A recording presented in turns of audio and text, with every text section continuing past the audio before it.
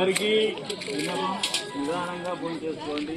అలాగే ప్లాస్టిక్ గ్లాసులు, పేపర్ ప్లేట్లు తీసుకురాకపోవడానికి ప్రకృతి ఇప్పటికే విషమయమైంది. దాని నుంచి కొద్దిగైనా కాపాడాలనే ఉద్దేశంతో స్టీల్ గ్లాసులను వాడుతున్నాము. దయచేసి అర్థం చేసుకోండి. మళ్ళీ కడిగి శుభ్రంగా మళ్ళీ బయటికి పెడతాము. కానీ మేము ప్లాస్టిక్ గ్లాసులు, ప్లాస్టిక్ వ్యర్థాలకు దూరంగా ఉంటున్నాము. ప్రకృతిని కాపాడడానికి మన ప్రకృతి రైతులు చేసినారు.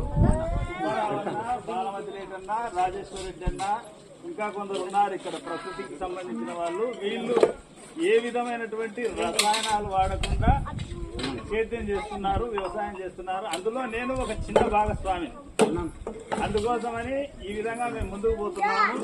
దయచేసి అందరూ అర్థం చేసుకోగలరు. అయ్యే ఎందుకు ప్లాస్టిక్ గ్లాసులు లేకుండా ఇవన్నీ పెట్టుకున్నాడు అనుకోవచ్చు. మనం ఇప్పటికే సగం ఇబ్బందుల పాలవుతున్నామంటే ప్రకృతి ప్రళయ తాండవం చేస్తుంది మన మీద.